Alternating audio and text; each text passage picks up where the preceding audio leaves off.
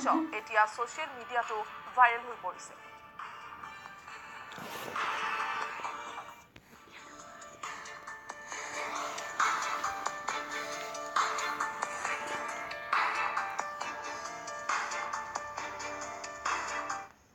ৰাজ্যিক প্ৰেক্ষাপটৰ বাতৰিলৈ উভতি আহিছো। নগাঁও ৰহাত গ্ৰামোন্নয়নত ব্যাপক কেলেংকাৰী সংঘটিত হোৱাৰ অভিযোগ উঠিছে। ৰহা উন্নয়ন খণ্ডৰ অন্তৰ্গত আমছৈ গাঁও পঞ্চায়তত দুৰ্নীতিৰ অভিযোগ। পঞ্চায়ত সভানেত্ৰীৰ বিৰুদ্ধে একাধিক দুৰ্নীতিৰ অভিযোগ আনিছে পঞ্চায়তটোৰ লোকসকলে। ডালিমবাৰী পথ মেৰামতিৰ নামত বৃহৎ পৰিমাণৰ ধন আত্মসাৎ কৰাৰো অভিযোগ উঠিছে।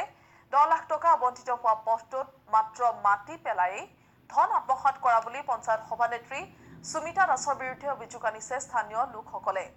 ডালিমবাৰীৰ বাঘমৰা বিলৰ পানী টেংকি উন্নীতকৰণৰ নামত আবণ্টিত ধনো আত্মসাৎ কৰাৰ অভিযোগ উঠিছে তেওঁৰ বিৰুদ্ধে।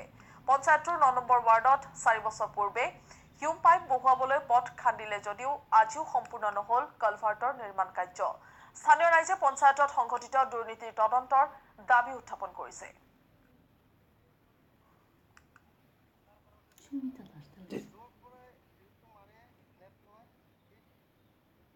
ঘৰটো 2014 চনত পাইছিলো।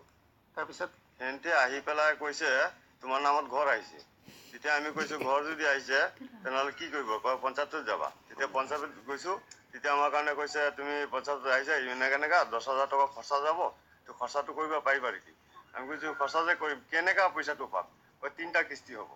3টা কিস্তি হ'লে আমি দুখীয়া মানুহ কাম কৰি খাই আছো, তেতিয়া আমিতো 3টা কিস্তি একেলগে দিব নোৱাৰিম। তেতিয়া আমি কিস্তিটো 3টা কিস্তিতে পইচাটো দি দিম। তেতিয়া কৈছে হ'ব কওঁতে ফাৰ্ষ্টৰ কিস্তি 4,000 টকা লৈছে, তাৰ মাজৰ কিস্তি 3,000 টকা লৈছে। তেতিয়া লাষ্টৰ কিস্তি কৈছে পইচাটো কেতিয়া হ'ব? কয় ঘৰটো কমপ্লিট দেখুৱালে তেতিয়াহে পইচাটো হ'ব। তেতিয়া ঘৰটো গৰু হাল এহাল আছিলে, উপায়তো নাই, গৰু হাল এহাল আছিলে, এইটো বিক্ৰী কৰি পেলাই ঘৰটো কমপ্লিট কৰিছো, এতিয়া পইচা আজিলৈকে নাই। মই ডালিমবাৰীৰ উত্তৰ বস্তিৰ ৰাইজক মই দুখিব নাযাওঁ। তাৰ কিছু সংখ্যক 5-6জন ব্যক্তিহে এই কামটোৰ লগত জড়িত, আৰু তেওঁলোকে যিখিনি অভিযোগ কৰিছে সেইবোৰ সম্পূৰ্ণ ভুল, আৰু সেইসমূহৰ ভুল প্ৰমাণ কৰিবলৈ মই আপোনালোকৰ ওচৰত তথ্য প্ৰদান কৰিম। আপোনালোকে সেইখিনি তদন্ত কৰিলে গম পাব যে তেওঁলোকে যিখিনি মোলৈ দুৰ্নীতি কৰিছোঁ বুলি আঙুলিয়াই দিছে সেইখিনি সম্পূৰ্ণ তথ্য বোবা হয়।